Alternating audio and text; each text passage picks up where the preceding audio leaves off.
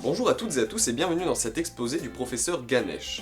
Pour cette première vidéo, j'ai choisi de vous parler de la démocratie. Sommes-nous en démocratie? Après les attentats sanglants de Paris et de Saint-Denis, la France est tentée par le tout sécuritaire. Alors y a-t-il péril pour les libertés et la démocratie? Ne pas pouvoir porter une kippa, c'est déjà un signe grave dans une démocratie comme celle de la France. Si je ne pouvais pas concourir à l'élection présidentielle, il est évident que nous ne serions plus en démocratie. Les valeurs de paix et de démocratie sont nos biens les plus précieux. Et où le Front National arrive en tête dans un certain nombre de villes, c'est vraiment le signe que notre démocratie est en danger, vraiment. Notre démocratie est attaquée, nous devons la défendre sans faiblesse. Selon eux, oui, selon moi, non. Et laissez-moi vous expliquer pourquoi dans cette vidéo. Tout d'abord, commençons par donner deux définitions. En premier lieu, démocratie. Démocratie vient de la combinaison des mots démos et kratos, qui sont deux mots du grec ancien signifiant peuple et pouvoir. En démocratie, c'est donc le peuple qui a le pouvoir. Ensuite, oligarchie. Oligarchie vient du grec ancien oligarcha, dérivé de oligos, signifiant petit ou peu nombreux, et de archo, signifiant commander. En oligarchie, c'est un petit nombre qui commande, un petit nombre qui a le pouvoir. En France, nous sommes sous un régime dit démocratie représentative. Nous élisons des hommes et des femmes censés nous représenter et qui prennent des décisions à notre place. Bien qu'il y ait le mot démocratie dans notre régime, la démocratie représentative est un trompe-l'œil et n'est en réalité qu'une oligarchie, avec un petit nombre d'hommes et de femmes prenant des décisions à la place du peuple. Si nous étions en démocratie, ce serait le peuple qui écrirait et voterait les lois. Rien qu'en vous disant cela, j'ai déjà répondu à ma problématique. Non, nous ne sommes pas en démocratie, bien au contraire. Mais j'aimerais continuer à discuter avec vous en vous proposant des exemples flagrants de non-démocratie. Et pour ce faire, je m'y prendrai de la manière suivante en vous posant 8 questions. Question numéro 1. Lorsque les Français votent, par référendum, majoritairement contre la signature du traité de la Constitution européenne, c'était en 2005, et que cette constitution est quand même ratifiée et signée 2 ans plus tard sous le doux nom de Traité de Lisbonne. Est-ce que vous trouvez cela démocratique? Le peuple ne veut pas de ce traité. Eh bien nous signerons quand même. D'ailleurs, pour la petite anecdote, entre ces 2 années, par un malheureux hasard, le crime de haute trahison avait été supprimé de la Constitution. En France, le crime de haute trahison n'existe plus. Question numéro 2. Lorsque les Français sont, selon les sondages, à 80% contre la culture et la commercialisation des OGM, et que la Commission européenne, elle qui n'est élue par personne, puisque personne ne vote pour des commissaires européens, eh bien ces commissaires imposent des OGM aux Français. Est-ce que vous trouvez cela démocratique? Vous voulez savoir comment ça s'est passé?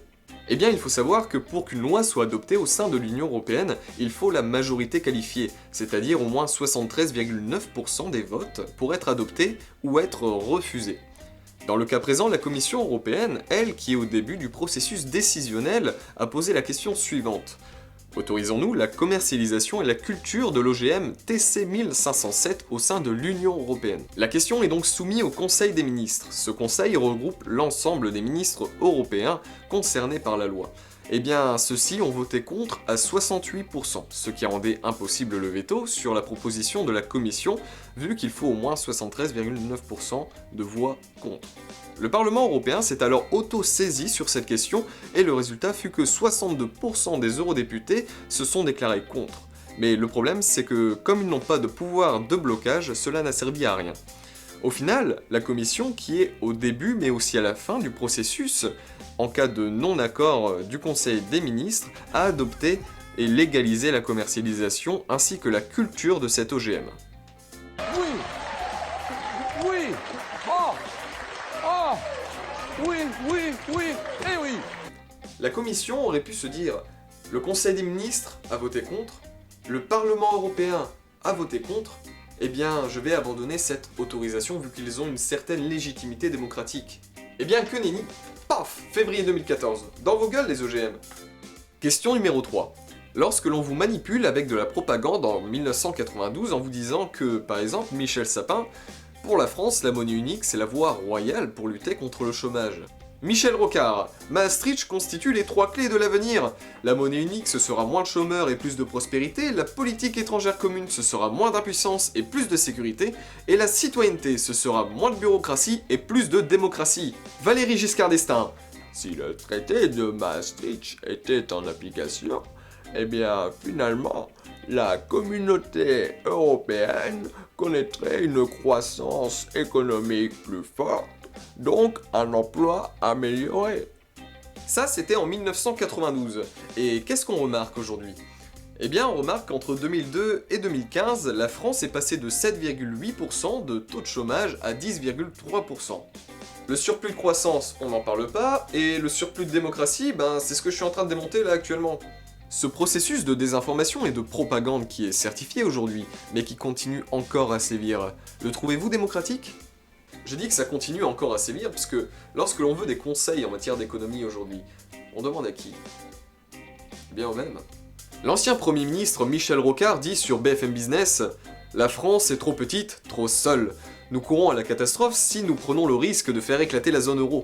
Tous les pays se retrouveraient avec leur ancienne monnaie dévaluée de 20 à 50% selon leur dette, ce qui serait intenable.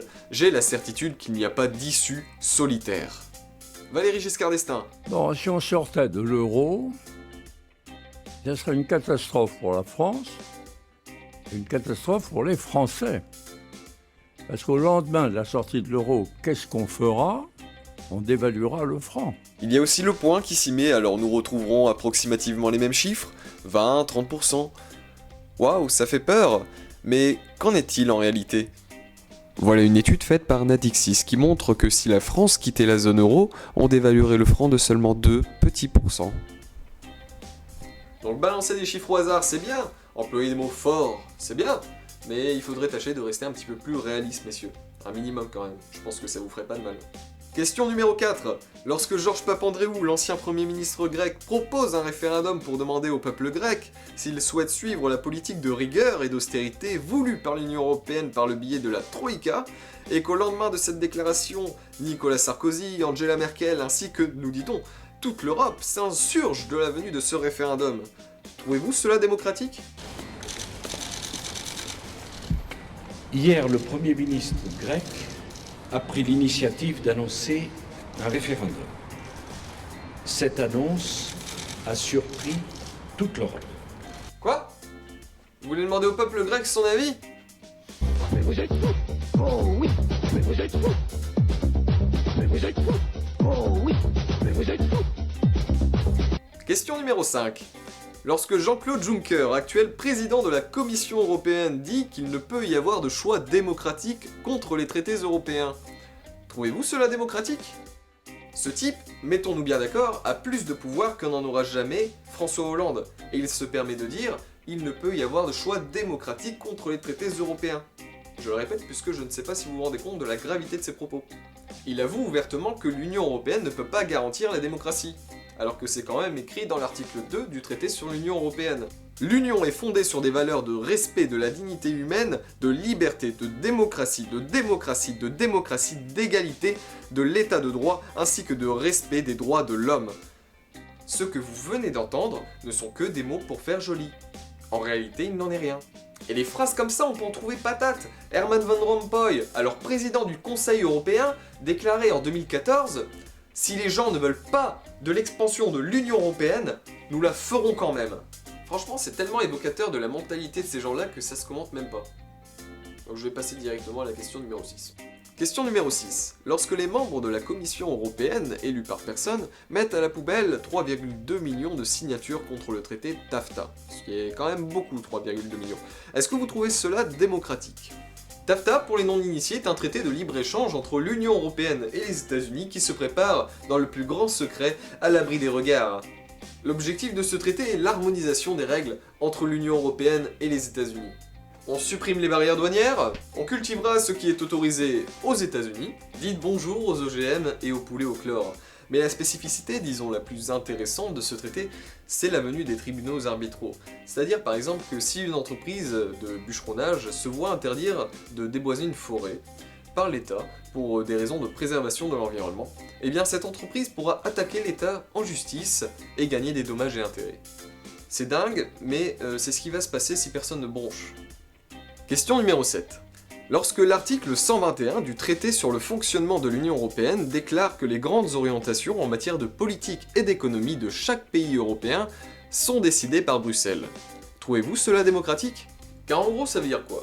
Eh bien, ça veut dire que si les Français élisent un président de gauche, mais que Bruxelles a décidé que la France aurait une politique de droite, eh bien les Français auront une politique de droite. C'est exactement ce qui se passe. Privatisation des services publics, remise en cause des acquis sociaux, démantèlement de la sécurité sociale, tout ça on peut pas dire que c'est un programme de gauche. Et bien pourtant ça se passe quand même. Pourquoi? Parce que les GOPÉ les imposent à la France. Question numéro 8 et dernière question. Lorsque le seul parti politique français, prônant une sortie de l'Union Européenne, de l'euro et de l'OTAN est censuré des médias, vous sentez-vous en démocratie? Je parle bien évidemment de l'Union Populaire Républicaine, un parti que vous ne connaissez probablement pas, et pour cause, aux élections régionales de 2015, ce parti s'est vu censurer ses candidats dans un panel de médias. Le Point, pas de candidat UPR. Sud-Ouest, pas de candidat UPR. Le Figaro, pas de candidat UPR.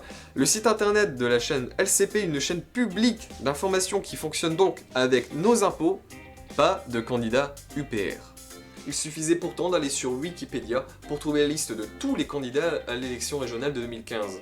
Donc soit c'est de l'incompétence, soit c'est de la censure, mais c'est soit l'un soit l'autre. Et je me pencherai plutôt vers la deuxième proposition, puisque ces médias sont loin d'être incompétents. Pour conclure, je dirais que l'utilisation qui est faite du mot démocratie est erronée. Si on s'en arrête qu'à l'étymologie de ce mot, nous nous rendons bien compte que nous ne sommes pas en démocratie et que même nous ne l'avons jamais été. D'ailleurs, tous les exemples que nous avons vus au fil de la vidéo prouvent bien que nous sommes plus dans ce qui est le contraire d'une démocratie que dans une vraie démocratie. C'est un mensonge que de nous faire croire cela, mais alors une question se pose. Pourquoi nous mentirait-on? Et y a-t-il quelque chose derrière tout ça? Je vous laisse y répondre et vous remercie d'avoir visionné cette vidéo. Sur ce, je vous dis à bientôt. Ciao.